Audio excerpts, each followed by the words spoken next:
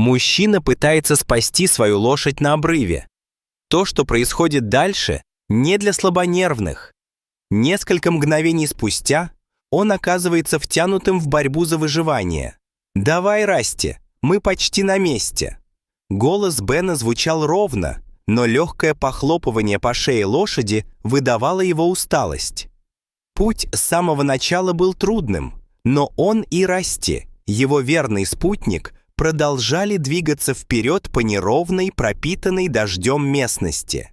В течение многих лет эти двое были неразлучны, вместе преодолевая трудности жизни на ранчо. Здесь.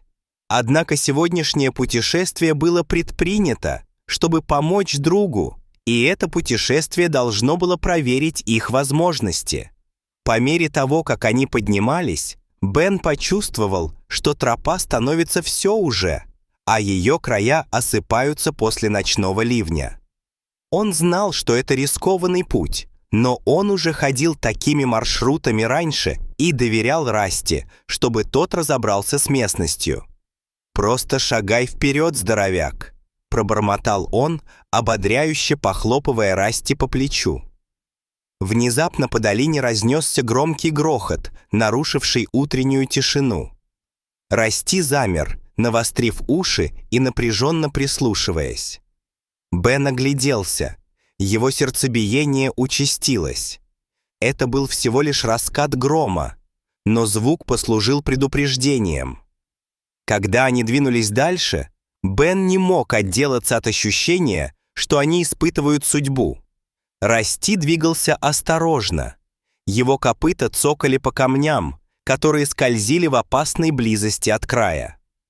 Бен осторожно, но крепко держал Расти за поводья, разговаривая с ним ровным, успокаивающим тоном, чтобы они оба оставались на месте. Но местность располагала к другим действиям. Перед ними замаячил обрыв, узкий выступ, изгибающийся вдоль крутого склона. Одно неверное движение, и они полетели бы вниз по зазубренным камням. Расти замешкался на краю, принюхиваясь к воздуху, как будто почувствовал надвигающуюся опасность. Но Бен подтолкнул его вперед, подбадривая ровным тоном и ободряюще похлопывая по плечу. «Это.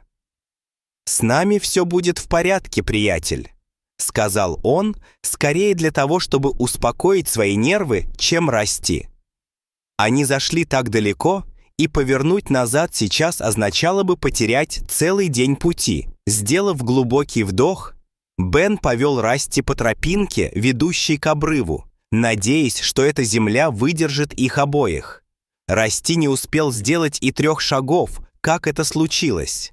Камень под его копытом рассыпался, и прежде чем Бен успел среагировать, конь споткнулся, его передняя нога скользнула в опасной близости от края.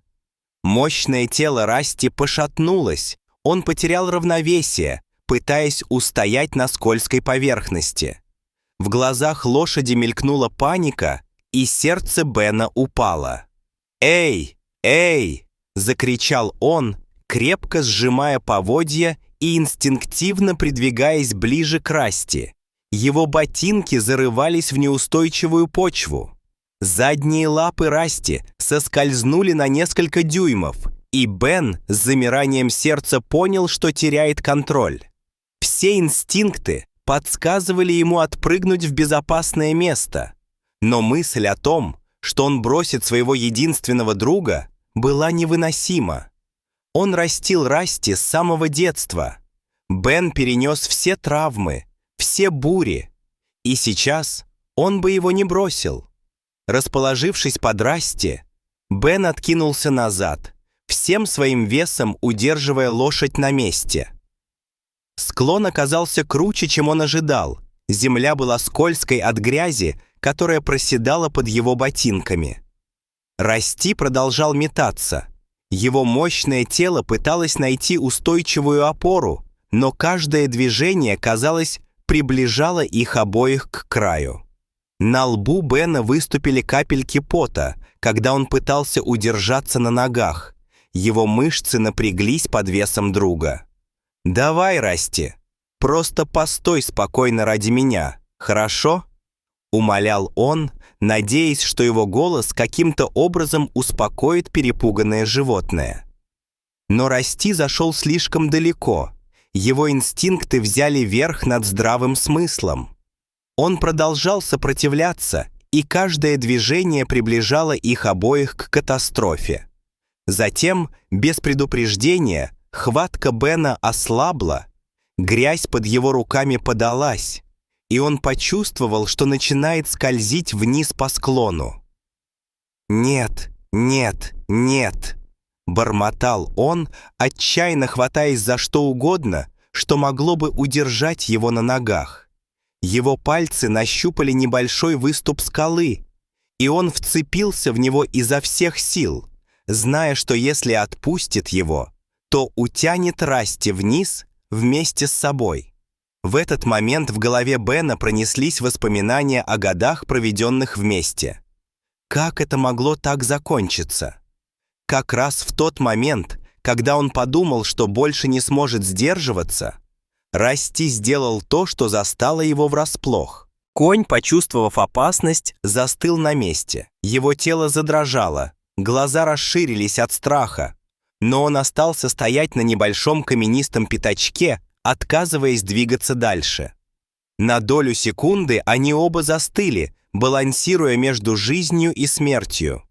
С новой решимостью Бен использовал неподвижность Расти как спасательный круг, дюйм за дюймом поднимаясь по склону. Его мышцы горели, а сердце бешено колотилось в груди. Но он не сдавался.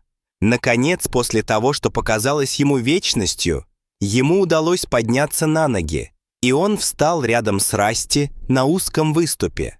Они оба стояли, тяжело дыша и потрясенные, осознавая, что были на волосок от гибели.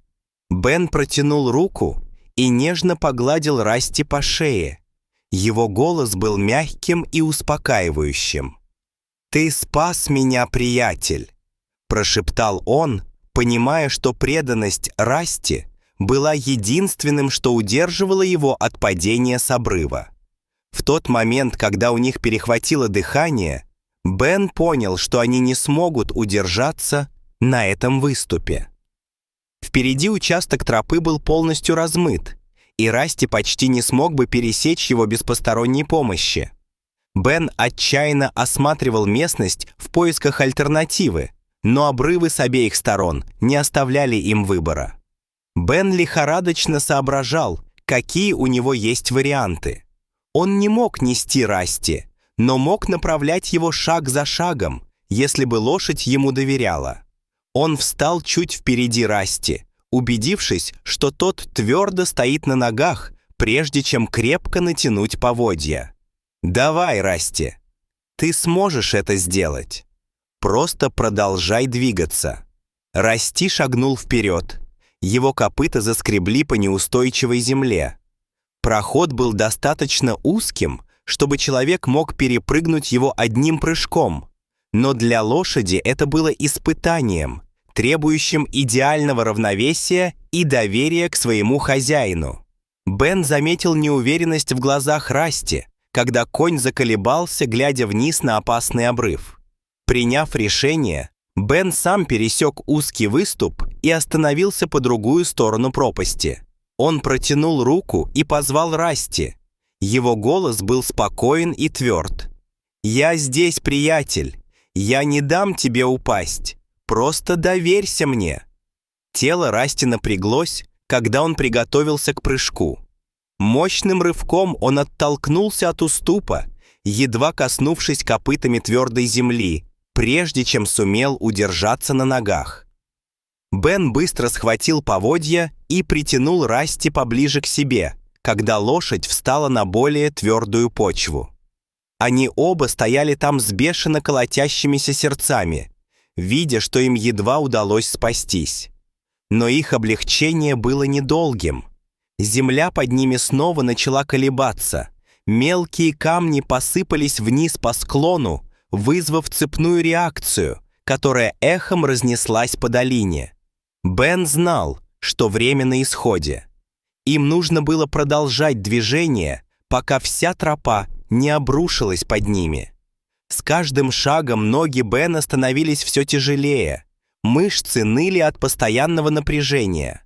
Расти тоже проявлял признаки усталости. Его голова поникла, а шаги стали неуверенными. Когда они остановились, чтобы перевести дыхание, Бен услышал слабый крик, эхом разнесшийся по каньону. Сначала он решил, что это его собственная усталость сыграла с ним злую шутку, но потом снова услышал отдаленный, но отчетливый голос, зовущий на помощь. Он прищурился, вглядываясь в тропинку, пытаясь разглядеть фигуру, поднимающуюся к ним снизу. Мужчина, одетый в темную куртку и красную кепку, поднимался по каменистому склону. В руках у него была крепкая трость, которой он опирался на неустойчивую почву. На сердце у Бена стало легче, и сквозь усталость пробился луч надежды. Кем бы ни был этот незнакомец, он, возможно, сможет помочь им вернуться на более безопасную территорию. Когда мужчина подошел ближе, Бен узнал его. Томас, местный турист и гид из соседнего городка. Они встречались несколько раз раньше, обмениваясь дружескими приветствиями, когда их пути пересекались, но Бен не ожидал увидеть его сегодня. Путь. «Бен, это ты?» — позвал Томпсон, и его голос перекрикивал ветер. «Томас, рад тебя видеть», — ответил Бен с явным облегчением в голосе. Расти был солдатом, но мы оба на пределе своих возможностей. Томас быстро порылся в своем рюкзаке и вытащил моток прочной веревки. «Хорошо, вот что мы собираемся сделать», — сказал он спокойным, но решительным тоном. «Я закреплю это на Расти, и мы будем осторожно, шаг за шагом, вести его вниз. Если мы оба будем поддерживать его, он сможет справиться со спуском. Рука». Работая сообща, они обмотали веревку вокруг туловища Расти, соорудив импровизированную сбрую, которая помогала лошади держаться устойчиво. Расти, казалось, почувствовал, что Томас готов помочь, и стоял неподвижно, пока они закрепляли веревку. Его уши дергались из стороны в сторону, но поза была спокойной. Спуск был медленным и напряженным. Каждый шаг был продуманным маневром, обеспечивающим безопасность. Расти был в безопасности.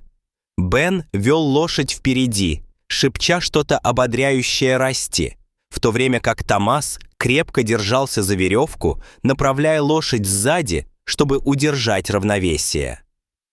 Командная работа между двумя мужчинами была безупречной.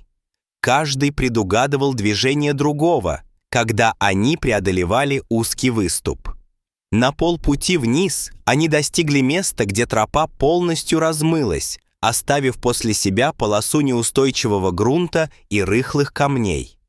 Томас шел первым, тщательно проверяя каждый шаг, прежде чем повести Расти и Бена. Копыта Расти один раз поскользнулись, и по склону полетели брызги гравия. Но Томас крепко натянул веревку, не давая лошади потерять равновесие.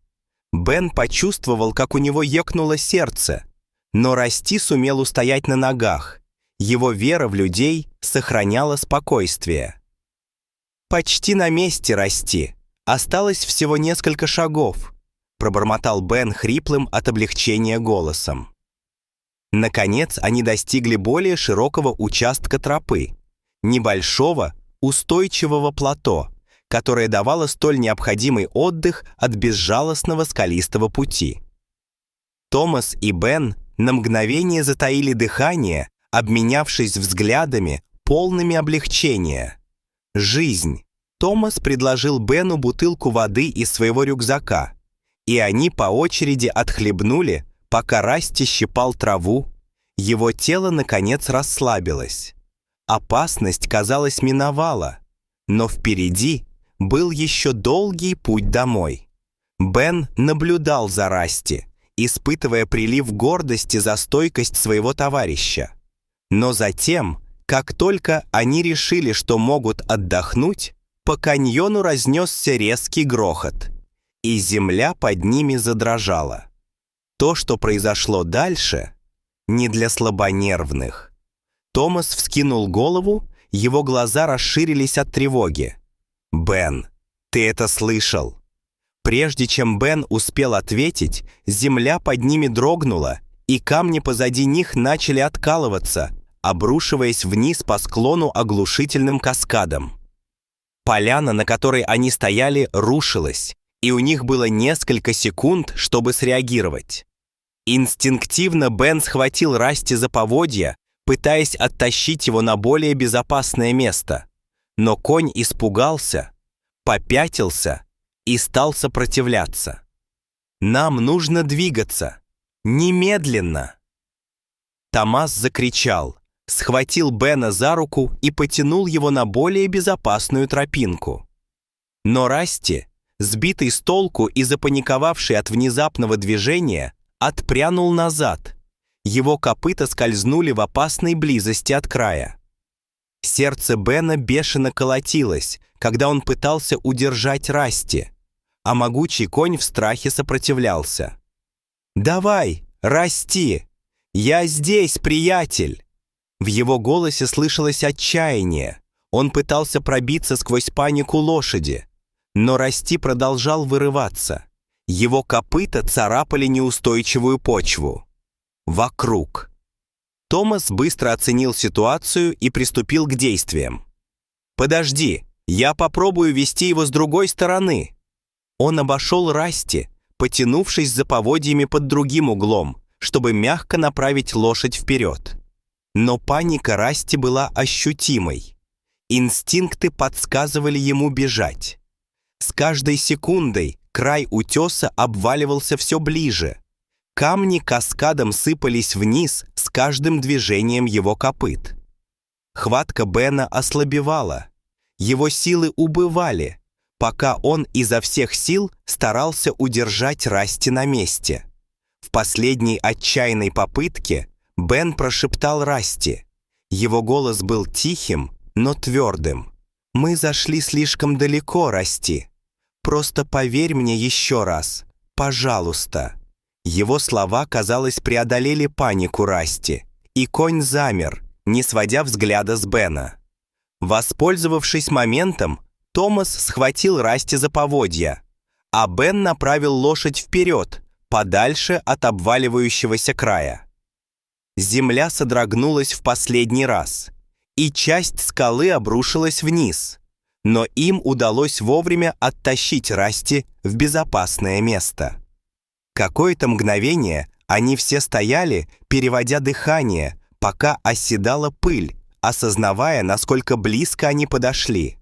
«Это было слишком близко», — пробормотал Томас. Его лицо побледнело, но глаза наполнились облегчением. Бен кивнул, слишком потрясенный, чтобы говорить. Его рука покоилась на шее Расти, когда он пытался успокоить собственное бешено колотящееся сердце. Преданность Расти не раз спасала его, а связь, которую они разделяли, помогла им пройти через испытания, которые он и представить себе не мог. Наконец, оказавшись на твердой земле, Бен, Томас и Расти молча спустились по горной тропинке. Каждый из них был погружен в свои мысли. Тяжелое испытание довело их до предела, как физического, так и эмоционального. И теперь единственной целью было добраться домой. По мере того, как они спускались, тропинка становилась все шире, а скалистые утесы уступали место мягким, поросшим травой полям, ведущим обратно в долину. Бен взглянул на Расти, который шел рядом с ним спокойным, уверенным шагом, и напряжение в его теле наконец-то отпустило. Томас шел на несколько шагов впереди, перекинув рюкзак через плечо, и время от времени оглядывался, чтобы проверить, как они. «Бен, у тебя здесь замечательная лошадь», — сказал он с оттенком восхищения в голосе. «Не каждое животное будет так к тебе относиться, особенно после того, через что вы вдвоем только что прошли. Бен улыбнулся и похлопал Расти по шее с чувством гордости, которое с каждым шагом становилось только сильнее. «Томас, он для меня больше, чем просто лошадь. Он член семьи. Семья». Они спустились в долину, когда солнце уже начало садиться. Измученный, но испытывающий облегчение, Бен повернулся к Томасу и протянул ему руку. «Спасибо, Томас. Не знаю, справились бы мы без тебя». Томас крепко пожал ему руку с понимающей улыбкой на лице. «Ты не должен благодарить меня, Бен. То, что вы с Расти сделали там, это та связь, которая нечасто возникает. Для меня было честью помочь». Пока Томас шел по тропинке к своему дому, Бен и Расти задержались, наслаждаясь угасающим светом и, наконец-то, вернувшимся покоем. Когда они, наконец, вернулись на ранчо, Бен с особой заботой ухаживал за Расти, отряхивая его пальто и тихо разговаривая с ним, пока они заканчивали свои мучительные дневные приключения. Расти удовлетворенно хмыкнул, его глаза были полузакрыты, когда он потянулся к Бену. Бен сидел рядом с Расти в вечерней тишине, испытывая чувство умиротворения, которое приходит только после того, как он пережил такое тяжелое испытание. Ржавый. Путешествие по скалам научило его большему, чем он когда-либо ожидал, и усилило его признательность за ту связь, которая их связывала. Когда на темнеющем небе одна за другой появились звезды, Бен откинулся назад, положив руку на гриву Расти. «Мы сделали это, Расти», — тихо пробормотал он с улыбкой на лице.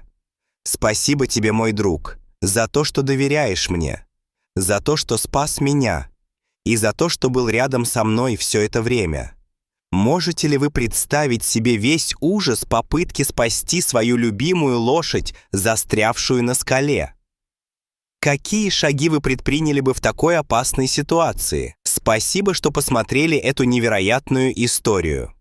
Обязательно приходите к нам снова, чтобы услышать еще больше удивительных и эмоциональных историй.